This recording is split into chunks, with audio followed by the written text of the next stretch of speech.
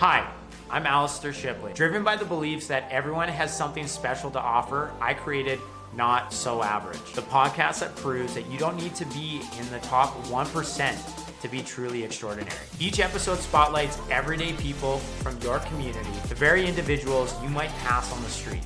These relatable stories reveal that whether you're a jack of all trades or a niche specialist, we all have unique experiences and valuable lessons to share. Imagine if we all took a moment to realize we're all not so average. Let's get after it.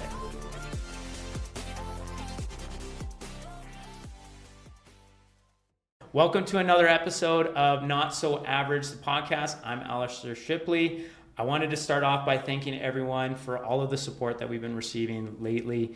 The comments that I've been receiving, the personal messages I've been hearing from people in the community have really been fueling me to continue with this podcast, and I really appreciate it. I do want to mention though too, if you do have the opportunity to share this, like it, subscribe, help us get it out there. It really broadens the community that check out Not So Average and this podcast. So thank you so much. Okay, so with that, I want to introduce our guest for the day. I'm thrilled to have Lisa Davis with us. Lisa is the founder of the STEM Innovation Academy, a trailblazing charter school that's redefining how we prepare future leaders in science, technology, engineering, and mathematics. Her vision has transformed education by merging innovative teaching with real-world challenges, empowering students to be creators, not just consumers of technology. Beyond education, Lisa has achieved remarkable success in the commercial real estate space and as an entrepreneur, she has founded Bright Studios, which she successfully sold to BrightPath. Her diverse experiences, proven track record, are going to make for an amazing conversation. So thank you very much, Lisa, for joining. Welcome. Well, I'm very excited to be here.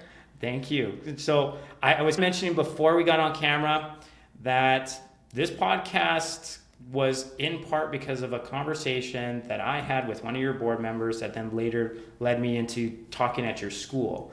So 2022, I was asked to come and speak to, at that point, I think you had just around 500 students. Yep.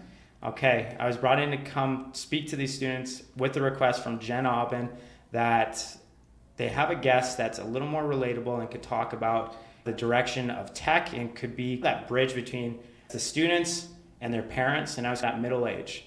And she said, hey, we need somebody that's relatable. And I sat there and I was like, okay, does this mean that I'm average? Because she phrased it as, hey, we need somebody that's not a CEO, not an ex-Olympian, somebody like you. And I was like, shoot, does that make me average? But so here we are today. Yes. Wow. That's awesome. It feels like a minute ago and yet like a long time ago. It's been dog years in terms of what we've done over the last couple of years. Yeah, that was the first year of that academy, was it? That was the first year in our new high school. So in that new building. Yeah. Yeah. And so I think I was like the fourth person to speak at that point in time. Yes. There's some big shoes to follow in too. Yeah. That Future Ready lecture series was really, we thought was an important piece for our students, so that by all means the academic portion is important, the options courses and that, but actually understanding how things work in the real world and hearing from people who've been there and had some achievement and success in unique areas. And so it was a real fit. And I did like I remember once somebody saying to me I had a portfolio resume, which I thought was a nice way of saying I've done a lot of really unconnected things. Okay. And I remember listening to your story thinking, he has a portfolio resume too. I appreciate that. I'm going to probably start utilizing that. I have a portfolio resume. It has a nice charm to it. I just distinctly remember after the talk, because my conversation points that I was trying to bring up was that, especially with tech being the forefront of the school and how quickly it adapts, you have to identify what your North Star or your values or your characteristics that make you unique, really cater to those skill sets, and then also put an emphasis on learning, because you're going to have to, or you're going to get tossed to the wayside. I remember I was walking around the school with you. You were giving me a tour, and a student, a really anxious student, came up and just said, hey, how do I improve my communication? How do I start talking to more people? and he was shaking, like his hands were clammy when he shook my hand. And that has always stuck with me. And I just said, hey, buddy, like doing what you're doing, like putting yourself out there and just going against the fact that this was obviously something that was nerve-wracking and just going after it. And he said, what books do you recommend for me? And that stuck with me it's been a couple of years, and I've thought about it quite frequently. Yeah. You got some great students. And we do, I think our students think that they see speakers and they're polished, and you assume you started out that way. And when I started my career in commercial real estate, you're trying to build your network. I used to go to networking events, and I would first have to go into the washroom and just remind myself, just ask questions about them. It'll be fine. The worst that can happen is you don't meet anybody. And so we try to impart to our students that it's just a muscle and you just have to practice. And that's how you get better at it. That's amazing. So were you doing the power stances in the mirror? That's a pretty common thing I'm finding. Like literally hands above the head, just like I'm powerful, like mantras are being yelled out. Yeah. Something like that. Because really I'm an introvert at heart. I'd really rather just be at home with my family. Thank you for doing this then. So it definitely just became a muscle, and you just realize with practice and you figure out how to talk to different people. So we actually at the school in grade 7, every grade 7 student has to take what's called STEM talks, which is public speaking. And so we really want to start that early, and so that they develop those skills, because the ability to communicate is just a number one skill regardless of what you're doing in your life. And some students love it. Not everybody loves it when they start, but by the end they even grudgingly admit that it helped. It helped. Yeah. Oh man, there's all these studies that indicate like people, they would rather like amputate a limb than doing public speaking and stuff. So I like the fact that you're just getting them early, making them realize it's actually not that big of a deal. Yeah. And also the message of like communication is going to be key. I even said at my talk that even with the developments of AI and all these technologies and VR and AR and whatever, you name it, people are still going to be at the forefront of all of that. You still got to work with people. Yeah. Still got to learn those skills. You've built a remarkable career. So you called it a portfolio resume, from success in commercial real estate to founding and successfully selling to Bright Studios. How have these entrepreneurial experiences influenced your approach to education and the leadership at the STEM Innovation Academy? I think my entrepreneurial ventures have really been probably at the end of the day somewhat rebellious. So the status quo, I was never that interested in the status quo. When I started in commercial real estate, I was the first woman that Avis and Young had ever hired. And I was asked if I wanted... In that division or in the company in Alberta. Wow. And I was asked if I wanted to sell retail. And I'm like, no, I want to sell industrial. Like, I'm more interested in warehouses and things like that. So there was always this, probably within me, a piece of why can't I do that? Mm-hmm.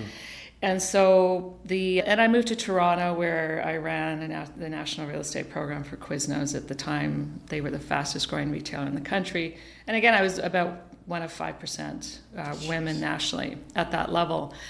And then as things do change when you have children, and I had my daughter, and all our family was back in Alberta, so we gave it up, came back, and I was just spending time at home. Wow. And then it was around this time that parents were lining up at 3 a.m. to get preschool spaces. And I remember thinking, what is going on? Why don't we have more?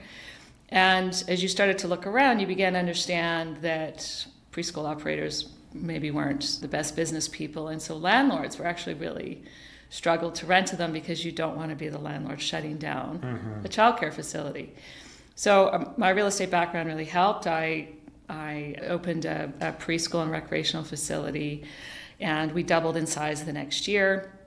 I had no background in education at that point, of course, but I was smart enough to hire good people.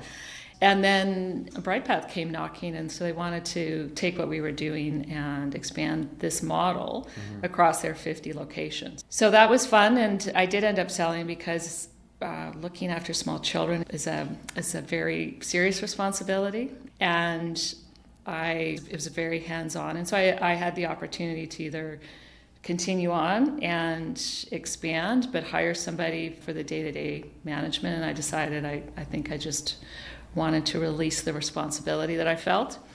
And it was around this time that my 6-year-old son was going to be forced to move to 4 schools in 4 years. There was this Calgary Board of Education was making some bad decisions around their accommodations. And it was around this time, too, where I started looking into where money was going into the classrooms. Why was I being asked to fundraise for smart boards? Why was I being asked to fundraise for science materials? Why was I being asked to do all of that? I started to become, having just sold the company and had some time and interest, and started looking at what the problems were. And as often is the case when you look under one rock, you find others. And we started an advocacy group, actually, that did a lot of work in this amazing group of women. We were just volunteers trying to raise issues around things like math. Okay. So 40% of kids were failing math. This was at the height when they were bringing in... Here in Alberta? In Calgary, or... Here in Alberta. Still today, 40% of kids fail grade 9 math in this province. We just don't talk about it anymore. And so at the time, Discovery Math was being driven into the schools. It was damaging kids' ability to do math, their confidence in math. Jeez. And so we decided that I probably did 100 media interviews over a 2-year period. I was on Danielle Smith's radio show a number of times. I was usually quoted in the Herald. And so while it drove some change, it didn't really drive change. Yeah. So in a fit of public service, I decided to gather up a group of people who were like-minded and run as a slate as trustee for the Board of Education. Okay.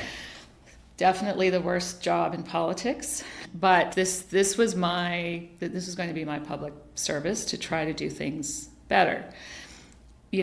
And for our family, public education's been so important. Both of my parents grew up poor. My mother was one of 9 children in Vegreville.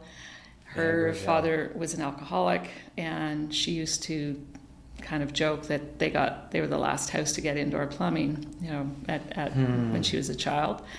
And then my dad lost his father when he was 5. And so Granny was left with 3 boys under the age of 10 with no life insurance and really no safety net. So my dad went on to, my Granny was going to get those boys to university, and my dad became an engineer and was able to provide a really good middle-class life for us. So public education really does need to be the great equalizer in society. It's very important that it be done. And so I did get elected in 2017. Saw that, yeah. But we were one short of a majority. And so it was quite something to observe over the next 2 years. I was not well liked by administration, as you can imagine. I'd been fairly critical of where they were spending their money and the lack of results. We quickly ran into problems in the first month when I simply asked for the private board meeting minutes of the corporation for the last year. I wanted to prepare and understand. You just asked for the meeting minutes. I asked for the private board meeting minutes. And at first they told me they belong to the other trustees. And I said, no, corporate records don't belong to trustees. They belong to the corporation. And I am a director and officer of the corporation.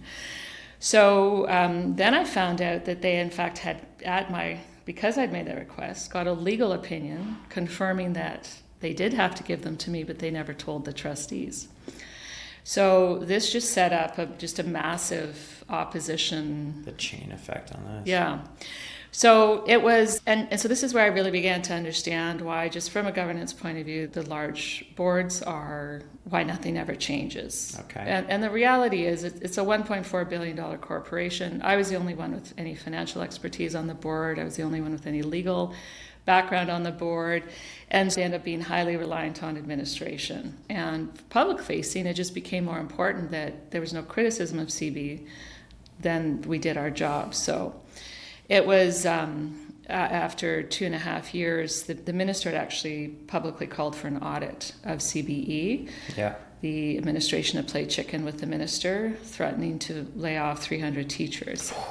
And that was 2019. Okay. So the funding formula changed, and it got leaked from the CB that we were going to have to lay off 300 teachers. And of course, we knew in the boardroom that was not true. And the administration let the rumor sit. It didn't. Festered. Yeah. And so the minister called the bluff. The Sunday night before, so trustees were to meet with the auditors, and the Sunday they called an emergency board meeting where I called the board chair and I said, what is the meeting about? She said, oh, it's just about the audit. And I was meeting with the auditors the next morning at 8 a.m. And so they ended up passing a secret motion, again, which I thought was really, it wasn't bad governance. It was definitely bad governance. It might have been illegal. And essentially, it required that all trustees have legal counsel present when they meet with the auditors. Now, my position is I'm a duly elected official representing the people of Calgary, and I decide who I walk into those meetings with. So they passed a motion, meaning that I had to comply. And so I resigned the next morning in front of the auditors and told them I'd be very happy to meet with them now that I'm no longer a trustee, and I did. To be honest, 2.5 years, I think I spent more on legal fees protecting rights I had in law against this board than I made as a trustee. How did that play into kind of how you're doing, your approach to your leadership now at STEM? I think we really, there's a very common theme in education, and particularly within the Calgary Board of Education, is just the utter dysfunction and the lack of trust they have with leadership. Mm-hmm. And so there's actually a staff survey that showed that 80% of staff don't like and don't trust senior leadership within the board. That's incredible, and not that public. And that was public, and that was when I was a trustee. And in any other private corporation, that CEO would have been terminated for those kinds of results. So what was really important to us when we started was that we speak the truth. We have fierce conversations. We can have arguments and disagreements, but at the end of the day, you walk out of the room in alignment. Mm-hmm. And so people had the opportunity to say what they needed to say. And this was going to be really important because there's a whole culture shift in education that really needs to take place. Mm-hmm. And so everybody would tell you that they're evidence informed. That's not the case. 40% of grade 9 students fail grade 9 math. And this is horrific. This tells you there is a major problem. We gathered up what was evidence informed practice in teaching. We supported our teachers with a daily prep, which is almost unheard of, so that they could work together. What's a daily prep? If you teach 6 courses at junior high, one of them you're not teaching, so you have time to prepare. Okay. Because one of the things that happens in education is teachers show up, they close their doors, they're not given any resources, there's no common professional development within teams. And so you end up with a couple of things. And one is that I've often thought, and again, I'm not a teacher, teaching always seemed to me to be a lonely job, right? Yeah. You've got your one person in the classroom. And so we wanted to have an environment where teachers, A, had subject matter expertise, that B, they understood what research-informed teaching practice looked like, that we gave them time to work together in grade teams. So all the grade 7 math, for example, plan together. All the grade 8 social studies plan together. Is that a different approach than normally found in the CVV? Generally, yes. Okay. So you may find that in individual schools with individual teachers, but as a kind of requirement of being in the school, it's not. It's not a practice. Okay. It's not a practice. And then the other thing we do is we have common assessments. So all grade 7s write the same math unit exams and the same midterm and the same final. And what's really important about that is a couple things. One is that we are using best practice on our assessments. So one of the things that was shocking to me is probably 80% of teachers have never heard the word blueprinting. Okay. What is blueprinting? Blueprinting is where you take you look at your program of studies, right? The things the Alberta government requires us to teach. And then you make sure that your lessons are related to the program of studies and that your assessments are related to the program of studies. It's actually the law. The law requires you to ensure that your assessment is only on the curriculum. Okay. And when you blueprint, you take a look, you make sure that you're assessing on things that are in the curriculum, you ensure that they were taught, and then you also ensure that you have a variety of questions, easy, medium, hard. This is how the provincial exams are done. This is how the diploma exams are done. And we actually brought in a teacher who used to used to teach this at the University of Calgary, this blueprinting. So it makes teachers better at their main job, which is, teaching the curriculum, because they understand, they work for it and understand what the outcomes are. And then what it does for us, these common assessments, does for us as a leadership team is it allows us to take a look at a unit exam and say, let's look at the marks. And if they're low, why are they low? What do we need to do to adjust? And so we had that situation in our second year at the junior high around November. We just weren't seeing the results we would have expected. And because teachers have the same exams, then we know it's just not a variation of one teacher to another. Wow. We did a little bit of regrouping and did some remediation and got them on the way. So this going back to how leadership informed the school, what I could see at the board was that there weren't these kind of standards, there weren't these kinds of opportunities for teachers to improve their practice, and nor was there the accountability. We're a very kind of high-driving organization, but with lots of support. Okay, interesting. That was a lot for the first question, so I might have to redial what we do for the next couple, but that was really informative. And it answered the question of what drove you potentially to starting the STEM Innovation Academy. It seemed like you got to look under the hood, and then you also had your own children, and you're seeing how, metrics like the 40% failing grade 9, obviously a change had to be made, and you took it upon yourself to do that. Is that a safe assessment, or? Yes, and then the pandemic actually. Like when I resigned from the board, I thought I was done with my education advocacy. And then the pandemic hit, and I knew we were witnessing a major shift. And so our kids weren't learning about really any technology topics. They weren't learning about artificial intelligence. They weren't learning about digital prototyping. So I just felt those who can should, and I could start a charter school, and so I did that. And with a co-founder, Sarah Bieber. Maybe could you talk to that a little bit, because just the success and the build out of this whole. Because how many schools are a part of your program right now that you've created? So we've got two sites in Calgary, and then we have a school in Edmonton. Okay. And so come this September, we're going to be offering a new junior high program at the high school site. So by September, we'll have 1,700 students in Calgary and about 400 in Edmonton. So all started around 2020?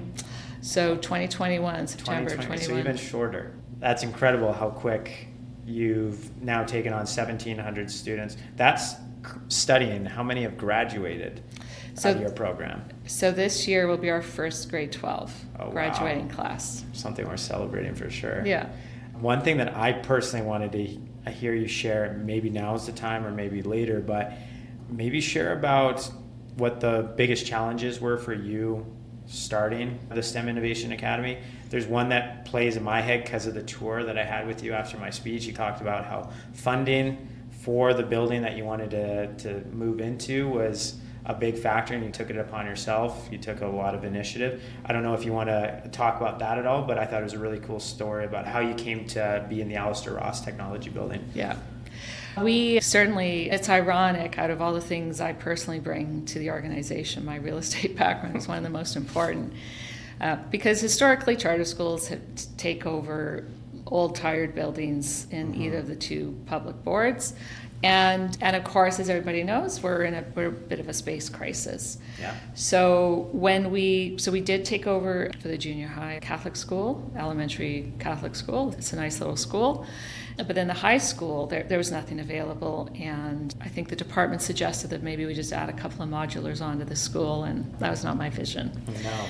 I actually ended up contacting the Premier at that time, Premier Kenny, and said, look, if this is your idea of choice in education, I'm out. I'm more than happy to tell people there's actually no support for this. So he was supportive. He did commit to helping ensure we had a high school location. Okay. So back in August 2020, actually, was the first time I toured the Smart Technologies building. We were just putting in our application for a charter school. So negotiated a lease deal, put it in front of government, and who turned it down. And they told me to go work with the Calgary Board of Education and find a school. And I said, that's very funny. That's never going to happen. And they don't have any schools. And so it took the department. We were the first charter school to open in 20 years. So there were 20 years. In 20 years. So there were a lot of, I would just say, outdated thinking and understanding as to the challenges charter schools face within the department. And so they did come around to the fact that there weren't any options. It took a year. We eventually got approval to do this lease. So spring of 2022.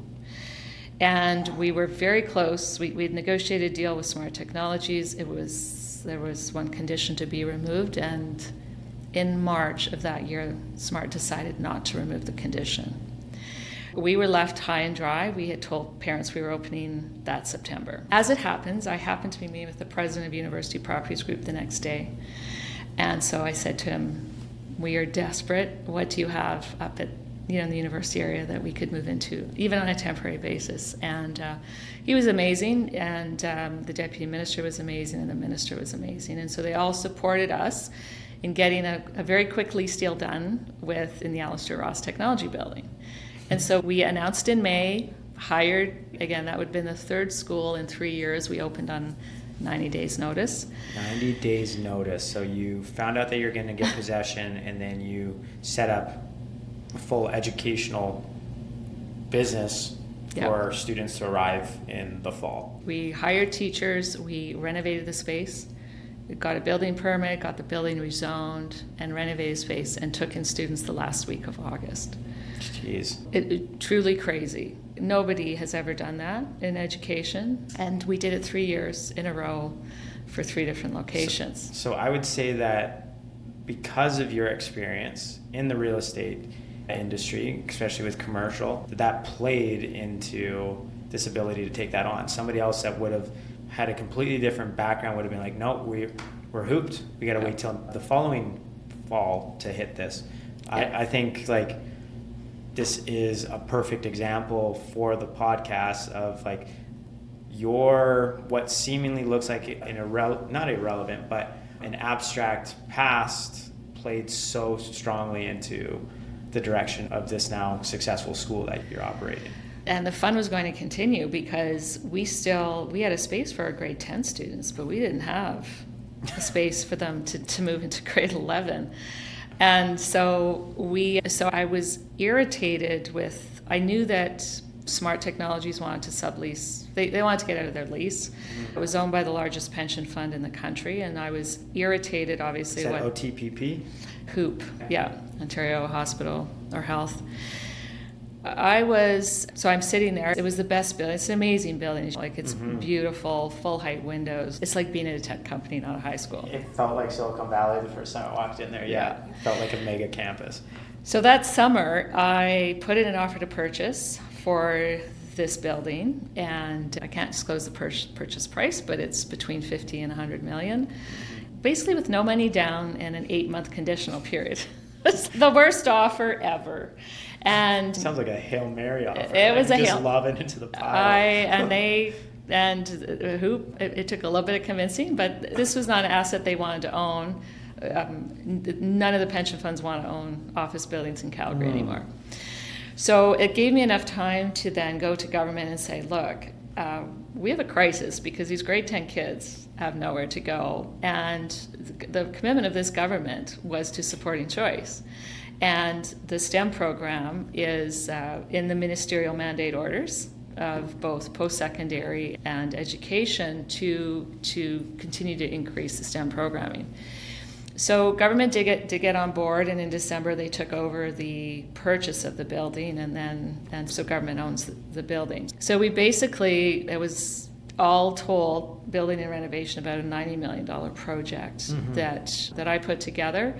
It created 2,000 students. There'll be other charter schools there. But again, out of desperation and back up against the wall, along with the mission of like kids' education was at risk. Yeah. So it was fortunately compelling, and government was supportive. It did take a bit, but... Incredible. So I'm going to change course. It's still going to obviously follow into discussions on the STEM Innovation Academies, but like cultivating real world learning, I wanted you to explain STEM Innovation Academy emphasizes preparing students as like innovators, critical thinkers. How do you integrate real world challenges into your curriculum to foster this mindset? So one of the things we think is, there's a couple of things we think is important. One is that we do expose our students to a wide variety of opportunities for learning, and so they can make an informed decision beyond grade 12 as to things they're interested in. So if you take a look at, in our innovative engineering course, for example, students will, one of the projects they do is design a Formula One race car. Yeah, small size, obviously. But they have to do the design in Fusion. They have to do some. So that's a software. So that's a software. So it's like CAD. It's Yeah. the new industry tool. Yeah. Or the common industry tool. They do some modeling in software, and I'm sorry, I don't know which particular software that is. And then they have to create the cars. So they're using our 3D printers, using laser cutters, using our soldering station. They actually have to create a model of the car, and then they have to test it. We have another project where we give students a piece of wood. They've got to design the lightest and strongest tower that they can. So again, they've got from a single piece. So they have to create this, so it's more of a civil engineering task where they have to create this piece, again, using the design software, using the modeling software, and then we test it with a crush plate. So we're actually testing the crush force till failure. So again, it helps. So we have these projects like that give them exposure to just building some skills that will serve them well whatever they do, but also just to help them understand what different industry areas may be like.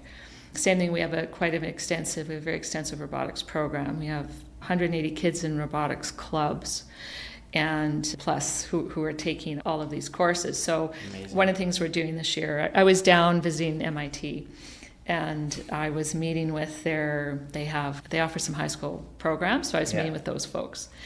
And they're telling me about this autonomous car challenge that they have, and I take a picture of the Coral AI, and I text it to my STEM director. I'm like, Denzel, do we do this? Do we have this? And so a week later, we've got the AI piece that MIT are using. And so again, autonomous cars is a great example of certainly coming at consumers in our lifetime. We will be driving them. It's getting there. It's getting there. How many of our kids will be involved in creating it, I don't know. But again, it's just exposing them not just to skills, but to applications. My son in junior high was at a different school, very good school, but their computer programming was create a random number generator. There's no satisfaction in that. Like, that's coding for the sake of coding. Yeah. As opposed to with us in the junior high, our kids start with code this to make this LED light go off and on. So we do more physical. So we try to relate it to a more physical challenge, something that they would do in real life. Is this, okay, so these kind of applications or projects that you're having your students involved with, is that led at all through kind of industry conversations that you're having with maybe potential employers 4 or 5 years down the line? Are you talking with like big players to figure out, hey, where's your shortcomings in terms of people coming into your workplace? How can we better gap that? Or is it just like, I guess where I'm trying to come from is who's giving you the ideas for the top types of software? Like you just indicated, we're not using CAD anymore. This is the new player. Who's driving that? So when we started, we actually had a meeting with industry and post-secondary. We gathered, it was a group of about 10 or 12 people that we gathered together to say, here are the strands we're thinking of, because we obviously want to have some sort of way that we can build upon skills they learn in 10, 11, and 12. We also have some courses that I would just say are one shot. Like space science. It's a one-shot course. If you think you're interested, take it, and then you'll have to go on to university and do it. But so it was actually industry that came back and gave us some direction on some things. And a great example is we thought we would do some programming virtual reality. Okay. And industry came back and they said, actually, what we use is augmented reality. It's much more applicable for training. And remember, we were just coming out of the pandemic. So one of the companies we were talking to, which is a company here called Exergy, I think they're the largest 3D manufacturer in Western Canada. Wow. And they said, when we had this $500,000 3D printer coming over from England. You couldn't travel during COVID, so we actually got augmented reality, and this is how they did their training. Yeah. So here's how something like that evolves in our school. So we buy a $4,000 AR goggles. Denzel, our STEM director, gets it set up. We're not sure what we're going to do with this. In the meantime, we've got a student who's super interested. So this was 2 years ago. He was in grade 10, really interested in this. So he took it, started programming in it. Last year, he programmed this entire game in augmented reality. And so, of course, we don't have any advanced skills in AR, so we took him over to the OC and to one of their profs and said, can you help advance him? And the prof said, not really. So Jason, for his capstone project this year as a student, is creating a course that we can teach using augmented. The student is. The capstone. Yeah. That's incredible. So some of it is by design, I would say. Like we think and we're unique. We have 7 engineers on staff who also have teaching degrees. Okay. There wouldn't be another school in the country that has that. So we do have people with some unique background. But we do go out so we've gone out to Adibotics. I know you had a chat with Jen Aubin. So our students go out to Adibotics, and they're kind enough to give us a real world problem for our students to work on.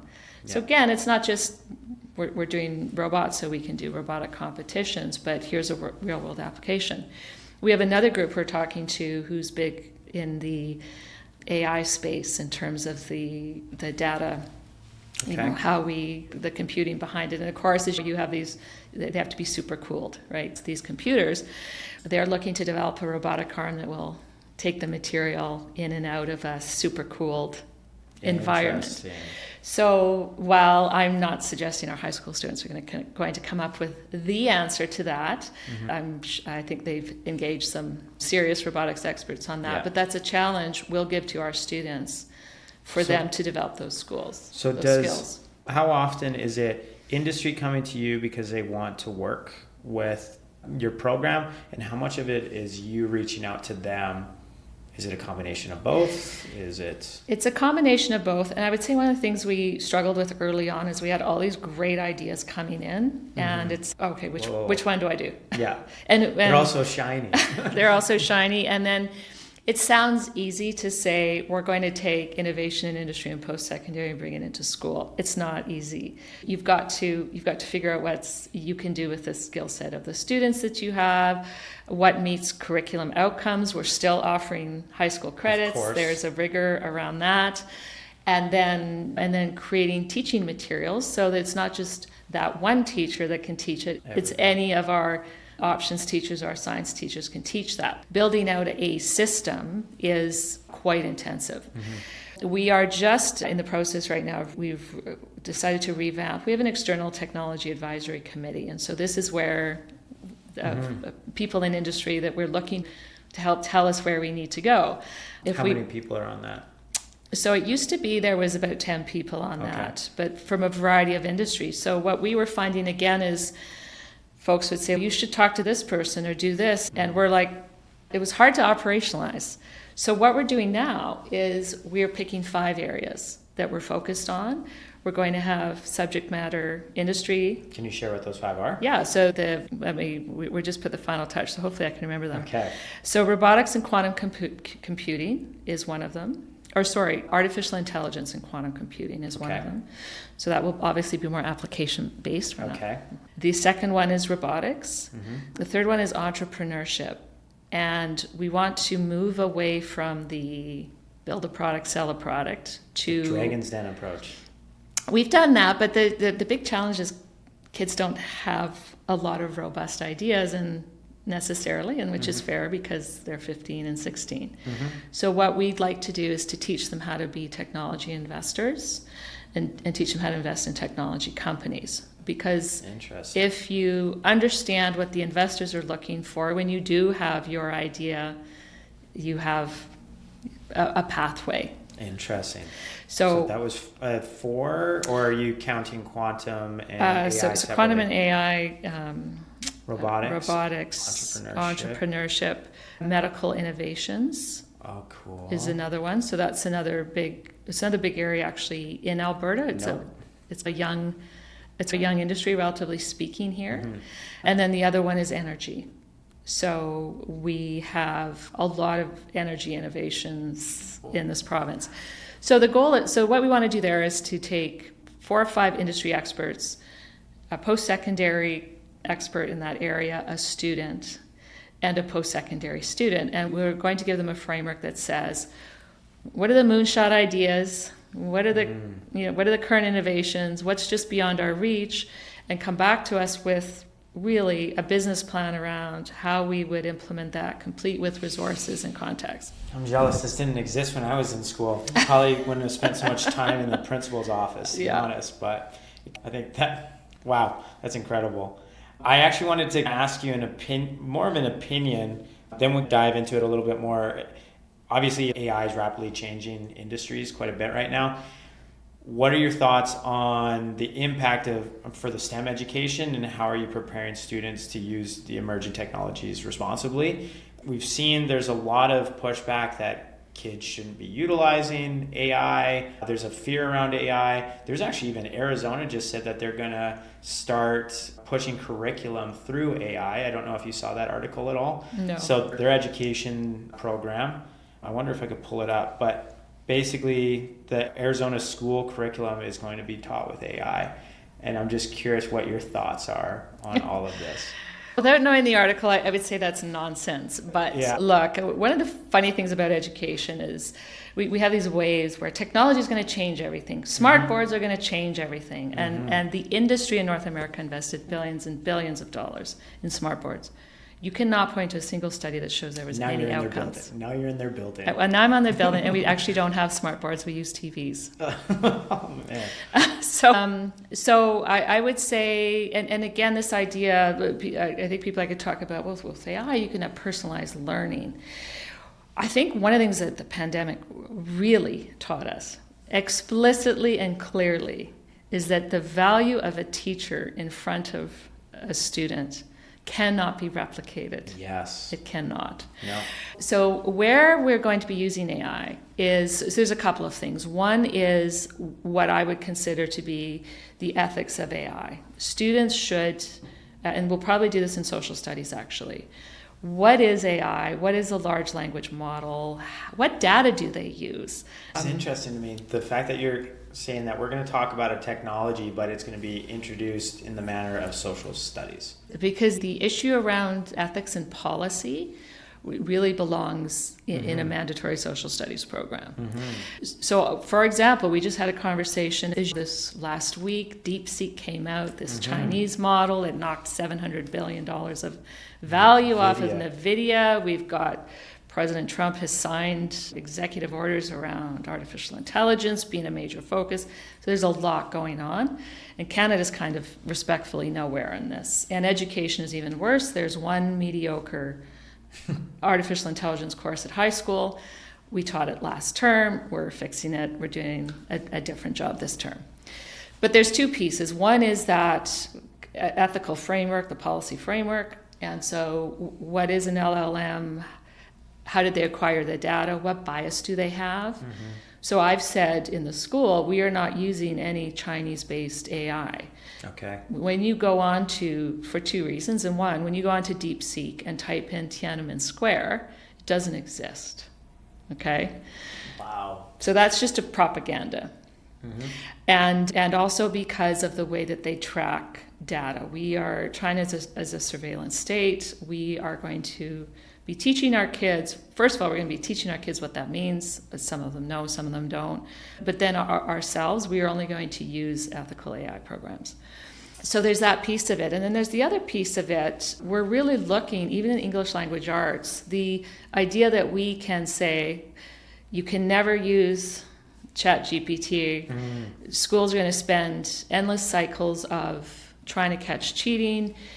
You can run it through your Turnitin software and it's 90% accurate. Can you suspend a student of 90% accuracy that they cheated? I don't know. My friend's a professor at the university and he wrote his own paper. So he's in economics. He actually taught one of Jen Aubin's daughters and he put it in as a tester. His own self-written thesis was claimed to be plagiarized through that software too. So at that point he was like, how do I trust like what is AI versus what is mine? Like it can't even detect. Exactly. So we're trying to figure out how we have AI, where AI might be helpful in some prompts, for example, but the body has to be written by the student, or we're doing it in class assignments. So do you have to show this is the body of what I originally, and this is the finished thanks to AI, or? So this is emerging, but one of the things we're looking at, for example, is to say, as part of your work you turn in, show your prompts, right? Show your prompts, show what it came out, and then we'd like to see how that impacted your final. Because it is going to happen. Any assignment that a student can take home is going to be subject to that. And then we're going to probably offer some bonus marks if you don't use AI. So there's incentives to not. So that's in the humanities, but then in our more technology-driven company. So for example, we have a video production strand. We are still going to teach students the fundamentals of video production, how to do this with normal software, I'll just say. But then we will also incorporate AI video creation software. They still need to, these are still tools that they're going to be using as they... For the robotics, for the coding. Even First Robotics, which is the largest robotics program in North America, they're bringing in no-code robotic challenge next year. So it is the way that things are going. So that for the students who are interested in the technical side, they will certainly learn some of those use AI applications in those certain ways. But we do want everybody to understand the broader policy and implications so that as they go on in their life, they can begin to have some background knowledge to help inform the decisions they're going to be making as adults. Interesting. So not necessarily the same, but in the premise of how it's being regulated, I think is worth me bringing up and asking your opinion on it. So you might have heard down in Australia, they're putting a restriction on the age for social media. I think they put it at 16 years old. Anybody beyond under that is unable to use social media because they're indicating that there's a lot of studies that show that it impacts your development and all this stuff. Do you think that they should be putting parameters on things like AI and putting age restrictions on stuff like that? Or are you of the opinion we just teach them how to use it properly and ethically, like you were describing, and that should be enough? Like, where's your stance on that kind of stuff? I think there's a line at a certain age they should be able to do that, and so they should be able to use AI in school.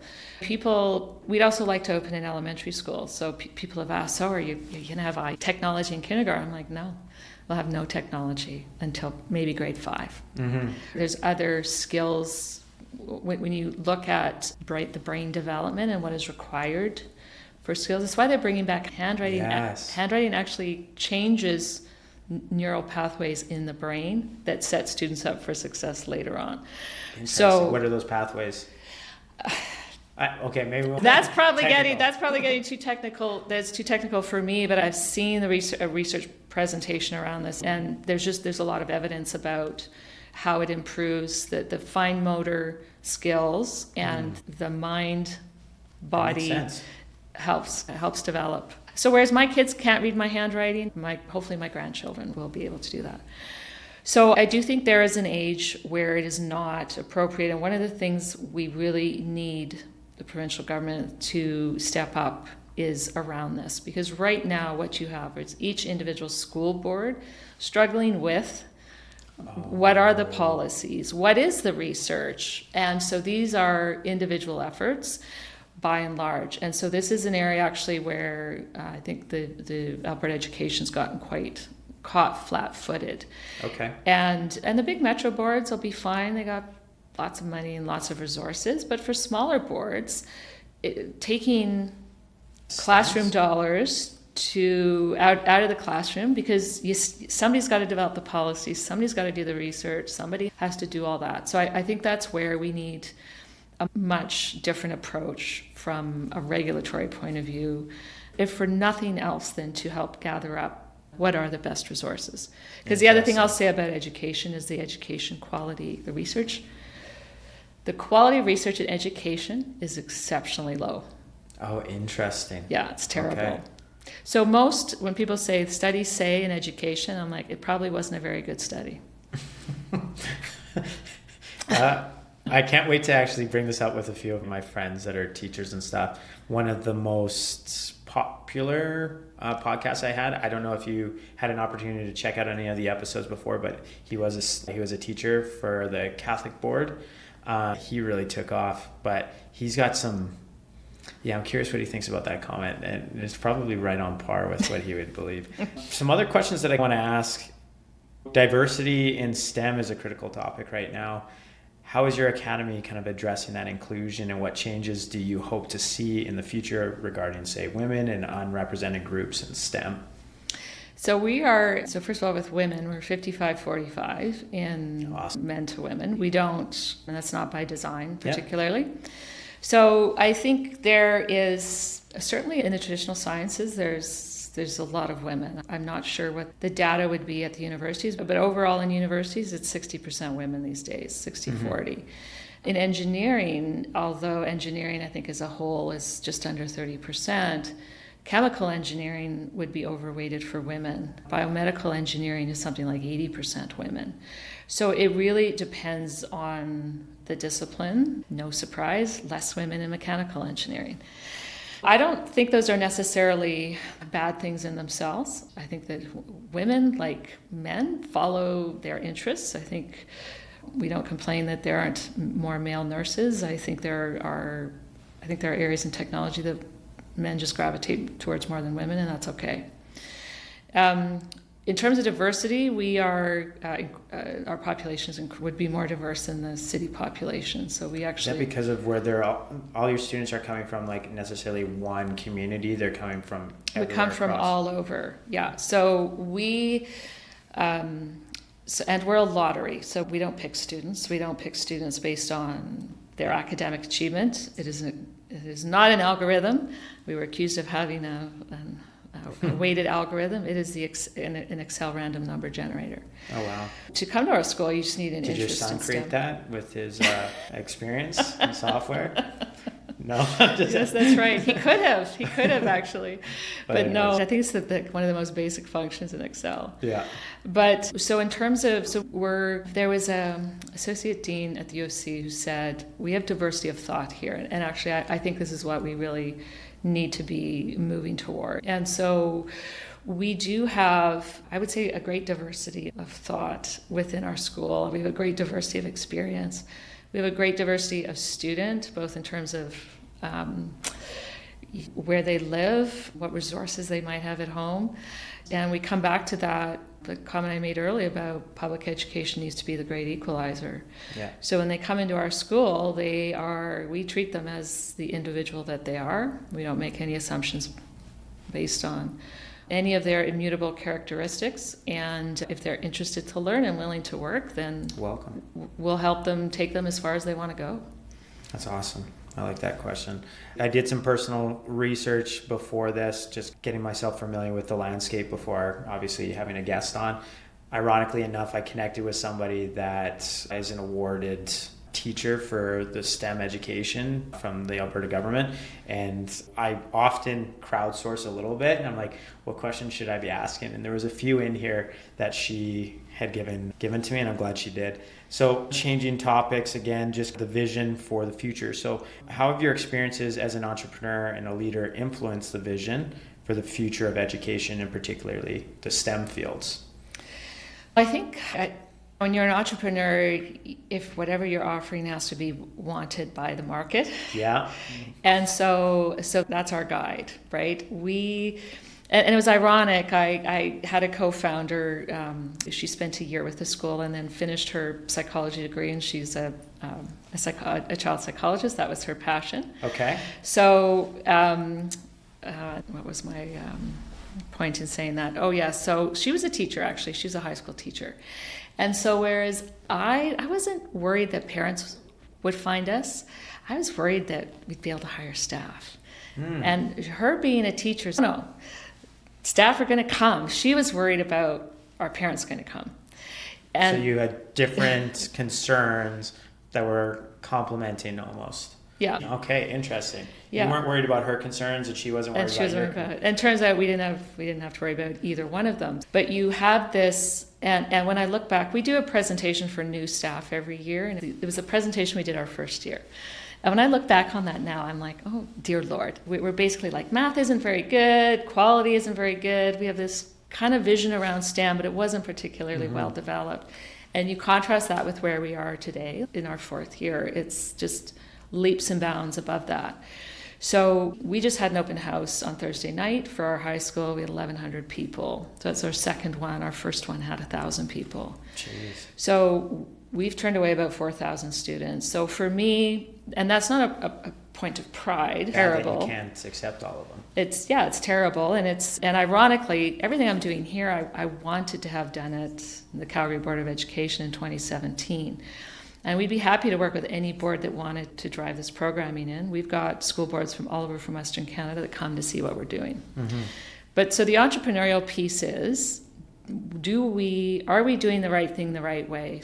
And so we look at our academic achievement, we look at the breadth of our programming, we look at the impact it has on students. Do students in their grade 12 year, do they look back and say, I never would have thought I was interested in that, but I did it and now I am.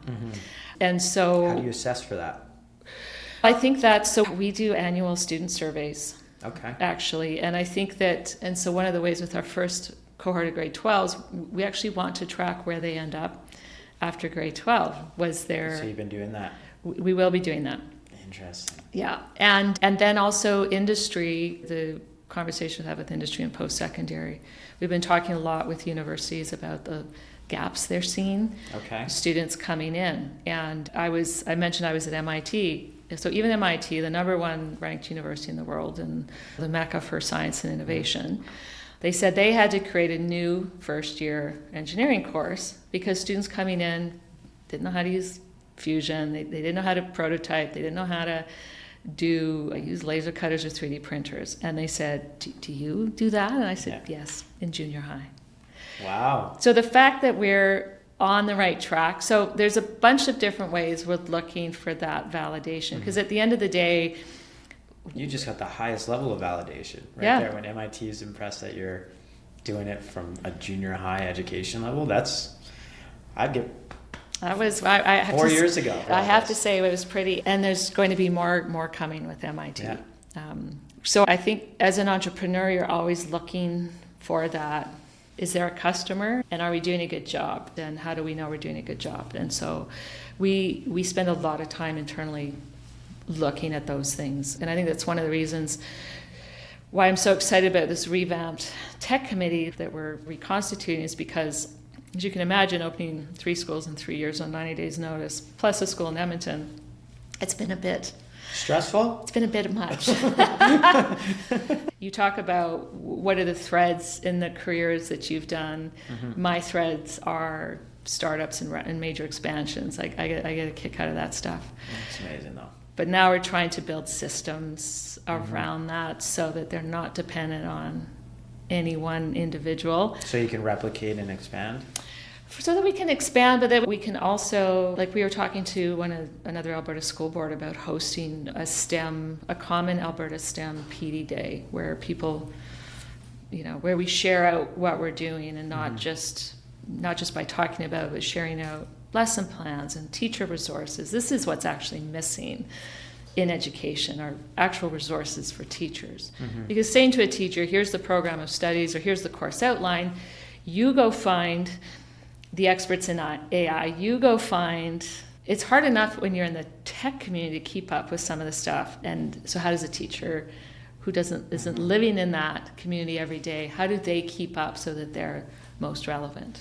That's the piece that's really broken. I could almost picture you having an HR department not HR, like a hiring department that just has a plethora of resumes that you just hold on to for when you're ready. I can just see people reaching out to you all the time. Hey, do you have a space for somebody like me? Yeah. Do you get that? We do get that. We probably have 10 applications for every. There is a teacher shortage in this province right now, but we don't feel that. Okay. Because we're, first of all, if you like what we're doing, this is the place to work. Is it. And we support, and our teachers get the support they need in order to do their job. And they do that in a non-politicized environment. So we leave all those social issues that so often are getting driven into schools at the door.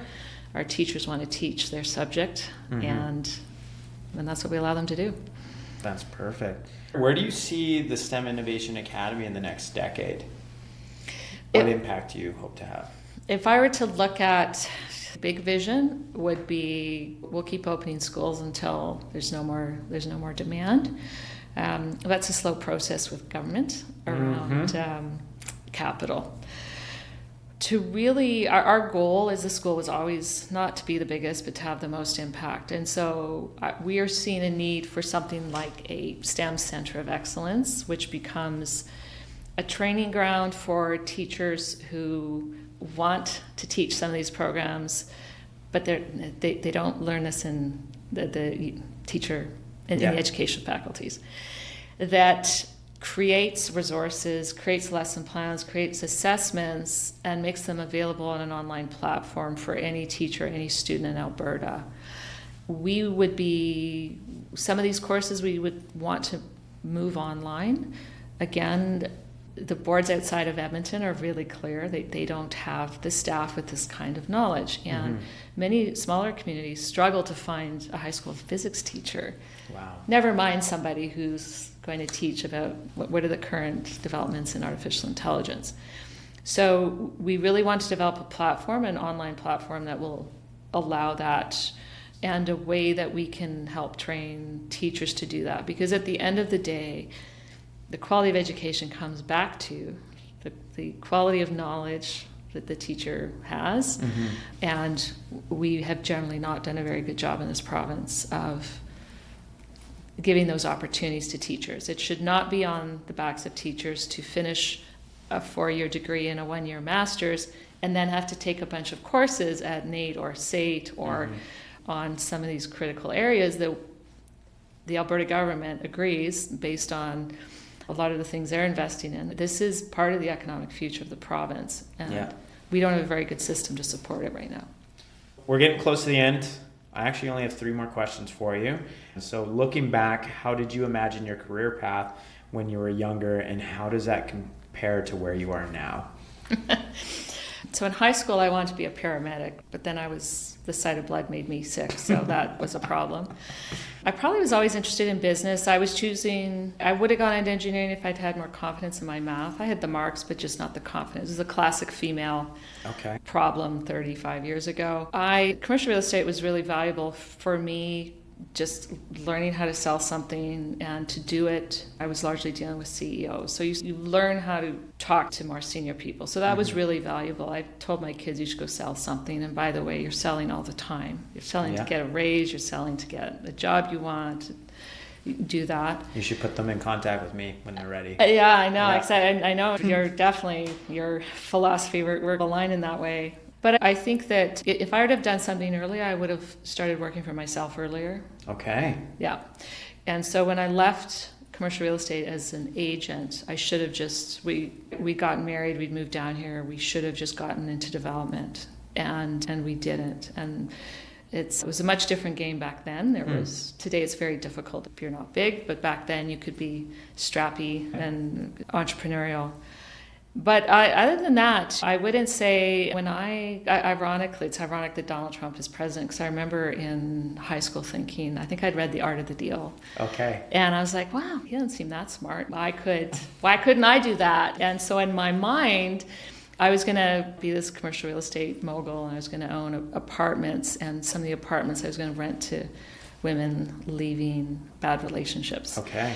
And life just didn't go that route. For me, having kids changed everything. And while my kids will be fine, my son is part of the first graduating class, but he would have been fine at the other school he was at.